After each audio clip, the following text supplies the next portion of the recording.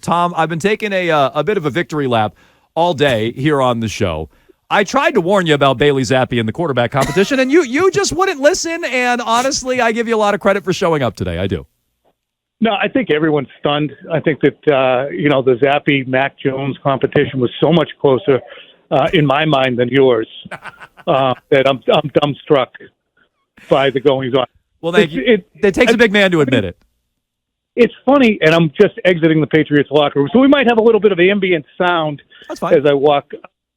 But I think it's really interesting in that you saw it during the preseason, during the Green Bay game. I said he should not be a heartbeat away from being the Patriots starter if something befalls Mac Jones or a twisted ankle, never mind a heartbeat. So I think the Patriots realize that too. What I'm fascinated by is what their next move is for depth.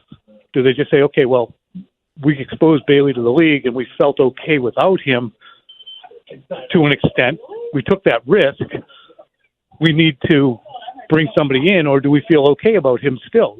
That to me is what's fascinating to see how it unfolds. Do they just bring in kind of a quarterback caddy, a veteran, or do they bring in somebody to compete more stridently with Mac Jones?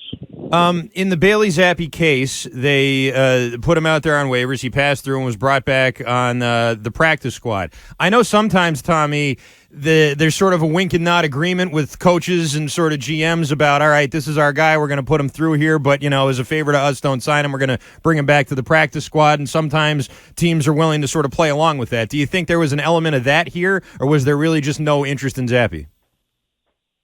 I highly doubt that there was any way that they could go through the other 31 teams and get promises from all of them.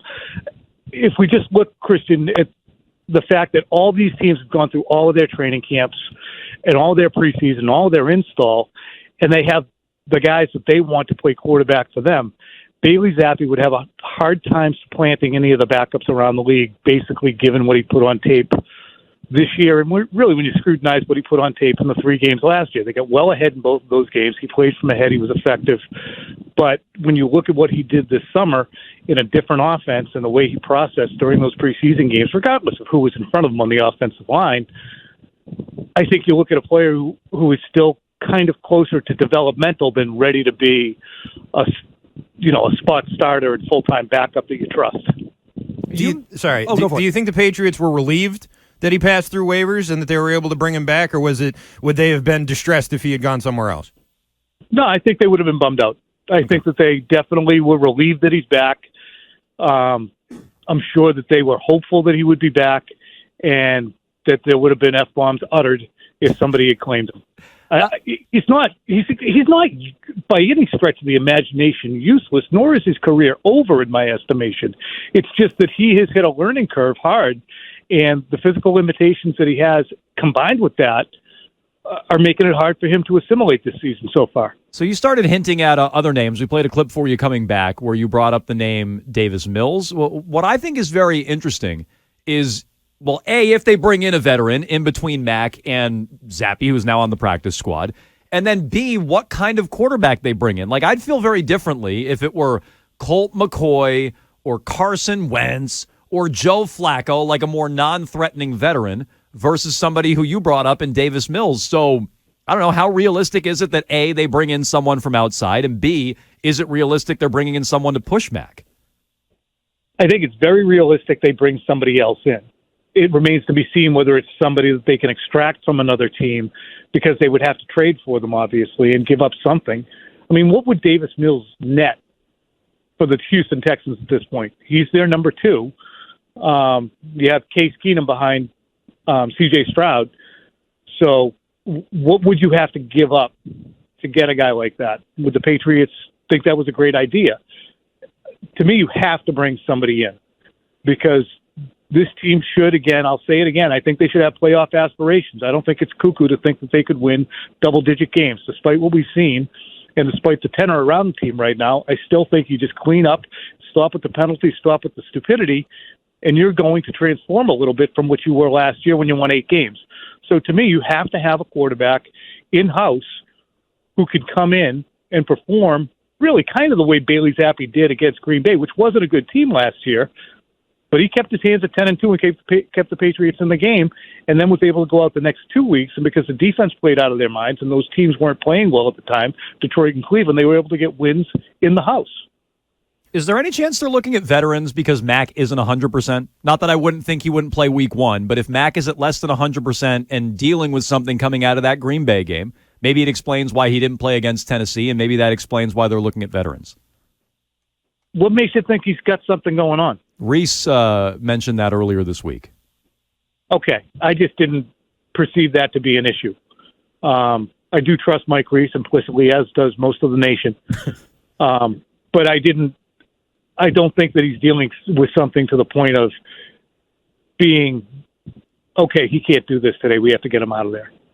Tommy, there's one quarterback on the roster, 2 running backs, and about a dozen offensive linemen. How do you sort of see that morphing over the next 2 weeks here before opening day, or do you think it stays that way? I think it'll stay that way for the time being until it sorts itself out. There's still plenty of time to go. I can't imagine they're going to add too much, in the running back room. You should be able to get through the game with 2 running backs, I would think. I would hope. That would be a difficult situation. You go empty and spread the whole game after that. I think tight end is a position that really needs to be addressed to a degree too. Ty Montgomery's on the practice squad. I don't know where he is in terms of disrepair and his ability and availability to be elevated next week as one of those 2 or 3 guys who can come up and then just be put back on the practice squad afterwards. So they at least have that in-house too. But I look at the tight end situation and Jasicki's lingering injury and say, I would imagine Matt Sokol would be one of those players that they do elevate from the practice squad. That's a position I'm kind of concerned about too, because if you want to run the kind of offense the Patriots seem to be gearing towards, which is 1 back, 2 tight ends, you need more than just Hunter Henry full go, Jasicki coming back, and Sokol on the practice squad. Tom, I heard you talking about this last night on TV, and we've talked to you about Bill's hot seat in the past. You made national headlines on the Rich Eisen show discussing the hot seat and how he's been there. The way Chris Sims framed it the other day was less about Robert Kraft and putting Bill on the hot seat. It was more about Bill walking away in the next year or two. Does that sound realistic to you, that Bill would walk away in a year or two, maybe kick upstairs or do whatever? Does that sound realistic and in play to you? I think it would be in play, but I think we've all articulated a year or two basically for Bill before he's done. I think that we've all figured that the timeline was break Shula's record, and then after the 2024 season, there's a new head coach on the sideline, most likely Gerard Mayo, I think at this point would be the best bet. So I don't know what went into Chris speculating that Bill would voluntarily step aside, but I think that there seems to be in all of our minds the notion that he will, be done after 2 more years. Now, I've told you this before, and we've spoken about it. He hasn't really articulated that plan upward. There is no immediate plan as of the last time I really had an opportunity to vet it as to when Bill will retire. He doesn't broach it. He doesn't say, hey, I'm done in 2025 or 2024.